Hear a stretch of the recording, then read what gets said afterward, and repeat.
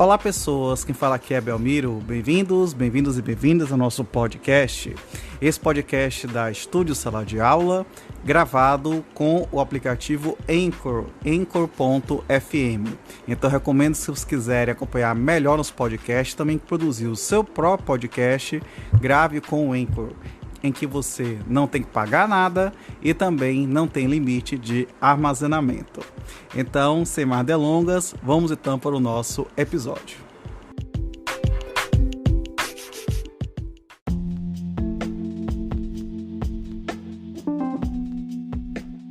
Capítulo 10, da dissolução da sociedade e do vínculo conjugal.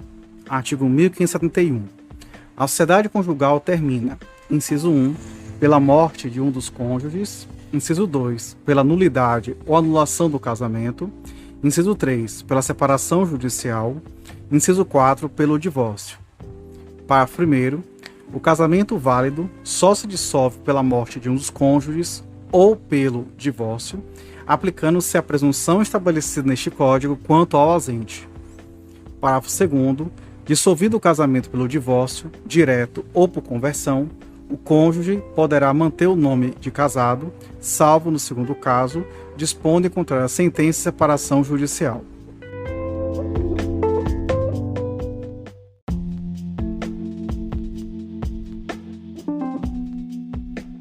Artigo 1572. Qualquer dos cônjuges poderá propor a ação de separação judicial, imputando ao outro qualquer ato que importe grave violação dos deveres do casamento e torne insuportável a vida em comum. Parágrafo 1º. A separação judicial pode também ser pedida se um dos cônjuges provar ruptura da vida em comum há mais de um ano e a impossibilidade de sua reconstituição. Parágrafo 2º. O cônjuge pode ainda pedir separação judicial quando o outro estiver acometido de doença mental grave, manifestada após o casamento, que torne impossível a continuação da vida em comum, desde que, após uma duração de 2 anos, a enfermidade tenha sido reconhecida de cura improvável. Parágrafo 3º. No caso do parágrafo 2º, reverterão ao cônjuge enfermo que não houver pedido a separação judicial os remanescentes dos bens que levou para o casamento e, se o regime dos bens adotado o permitir, a ameação dos adquiridos na constante sociedade conjugal.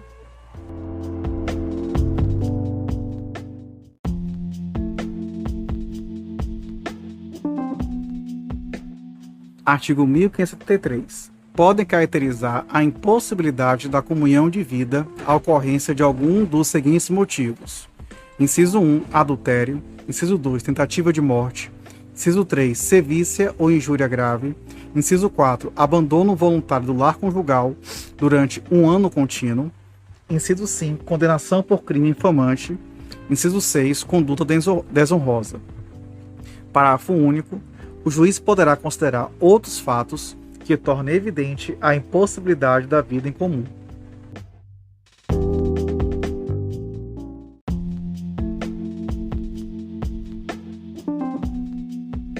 Artigo 1574. Dar-se-á a separação judicial por mútuo consentimento dos cônjuges, se forem casados por mais de 1 ano e o manifestarem perante o juiz, sendo por ele devidamente homologada a convenção. Parágrafo único.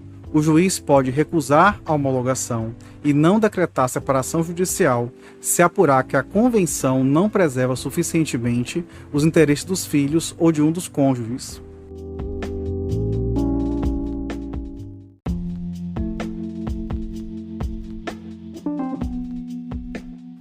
Artigo 1575. A sentença de separação judicial importa a separação de corpos e a partilha de bens. Parágrafo único.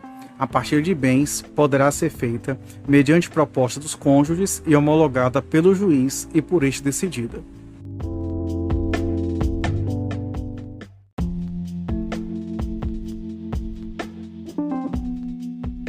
Artigo 1576. A separação judicial põe termo aos deveres de coabitação e fidelidade recíproca e ao regime de bens. Parágrafo único. O procedimento da separação caberá somente aos cônjuges, e, no caso de incapacidade, são representados pelo curador, pelo ascendente ou pelo irmão.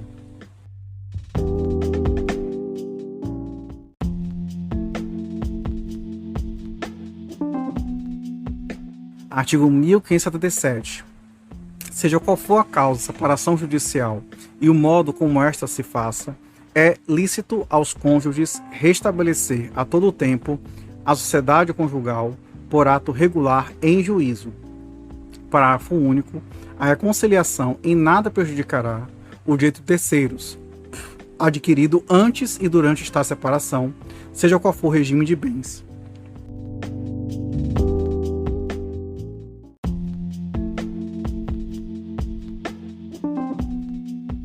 Artigo 1578. O cônjuge declarado culpado na ação de separação judicial perde o direito de usar o sobrenome do outro, desde que expressamente requerido pelo cônjuge inocente, e se a alteração não acarretar. Inciso 1. Evidente prejuízo para sua identificação. Inciso 2. Manifesta distinção entre o seu nome de família e o dos filhos havidos na união dissolvida. Inciso 3. Dano grave reconhecido na decisão judicial. Parágrafo 1º. O cônjuge inocente, na ação de separação judicial, poderá renunciar a qualquer momento ao direito de usar o sobrenome do outro. Parágrafo 2º. Nos demais casos, caberá a opção pela conservação do nome de casado.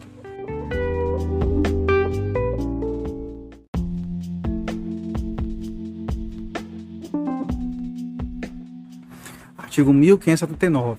O divórcio não modificará os direitos e os deveres dos pais em relação aos filhos. Parágrafo único. Novo casamento de qualquer dos pais ou de ambos não poderá importar restrição aos direitos e deveres previstos neste artigo.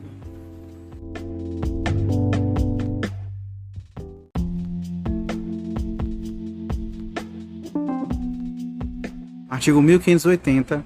Decorrido 1 ano do trânsito em julgado da sentença que houver decretado a separação judicial ou da decisão concessiva da medida cautelar de separação de corpos, qualquer das partes poderá requerer sua conversão em divórcio. Parágrafo 1º.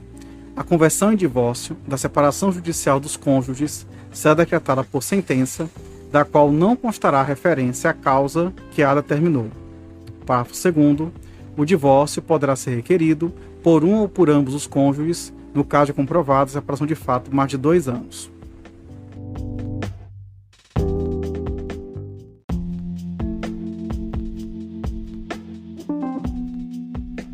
Artigo 1581. O divórcio pode ser concedido sem que haja prévia partilha de bens.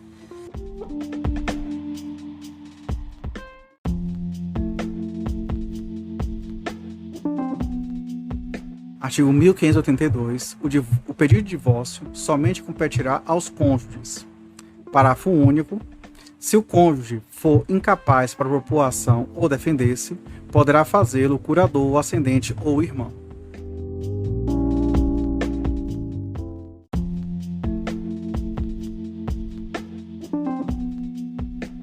Capítulo 11. Da proteção da pessoa dos filhos. Artigo 1583. A guarda será unilateral ou compartilhada. Parágrafo 1º. Compreende-se por guarda unilateral a atribuída a um só dos genitores ou a qualquer que o substitua, e, por sua guarda compartilhada, a responsabilização conjunta e o exercício de direitos e deveres do pai e da mãe, que não vivam sob o mesmo teto, concernentes ao poder familiar dos filhos comuns. Parágrafo 2º. Na guarda compartilhada, o tempo de convívio com os filhos deve ser dividido de forma equilibrada com a mãe e com o pai, sempre tendo em vista as condições fáticas e os interesses dos filhos. Incisos 1, 2 e 3 revogados pela Lei 13.058 de 2014. Parágrafo 3º. Na guarda compartilhada, a cidade considerada base de moradia dos filhos será aquela que melhor atender os interesses dos filhos. Parágrafo 4º. Vetado. Parágrafo 5º. A guarda unilateral obriga o pai ou a mãe que não a detenha a supervisionar os interesses dos filhos. E, para possibilitar tal supervisão, qualquer dos genitores sempre será parte legítima para solicitar informações e operação de contas, objetivas ou subjetivas, em assuntos ou situações que direta ou indiretamente afetem a saúde física e psicológica e a educação dos seus filhos.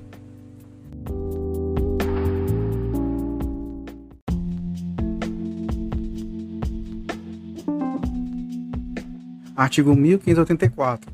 A guarda unilateral compartilhada poderá ser: inciso 1, requerida por consenso pelo pai e pela mãe, ou por qualquer deles, em ação autônoma de separação, de divórcio, dissolução de união estável ou medida cautelar.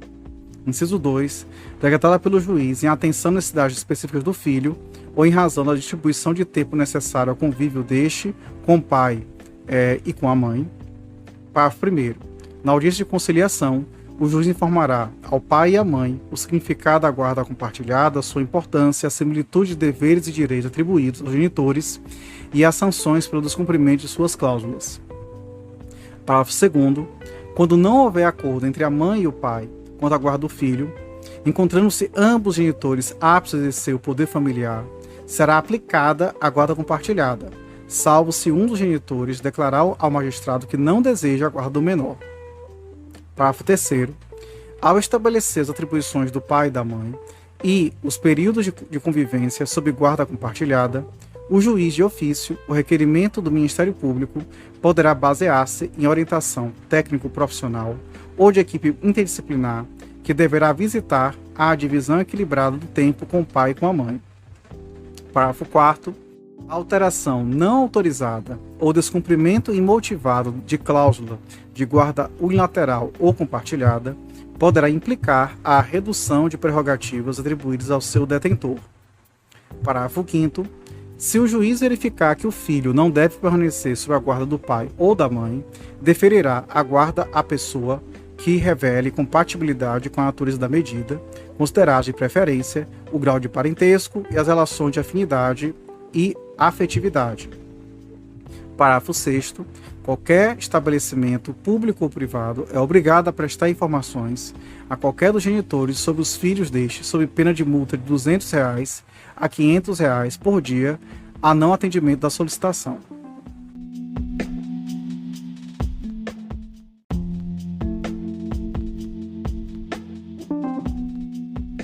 Artigo 1585. Em sede de medida cautelar de separação de corpos, em sede de medida cautelar de guarda ou em outra sede de fixação liminar de guarda, a decisão sobre guarda de filhos, mesmo que provisória, será proferida preferencialmente após a oitiva de ambas as partes perante o juiz, salvo se a proteção dos interesses dos filhos exigir a concessão de liminar sem a oitiva da outra parte, aplicando as disposições do artigo 1584.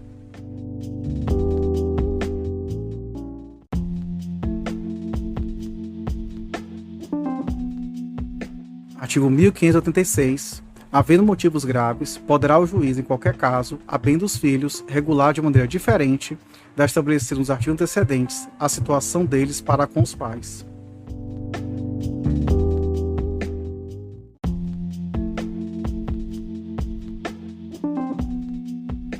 Artigo 1587. No caso de invalidade do casamento, havendo filhos comuns, observar-se-á o disposto nos artigos 1584 e 1586.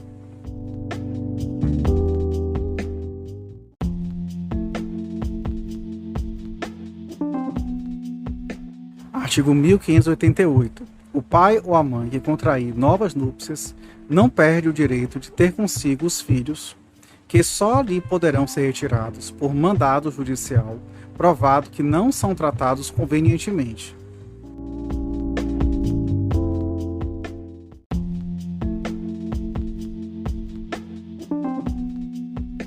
Artigo 1589.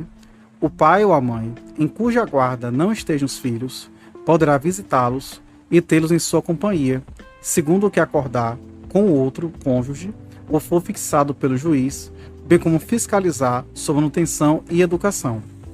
Parágrafo único. O direito de visita estende-se a qualquer dos avós, a critério do juiz, observados os interesses da criança ou do adolescente.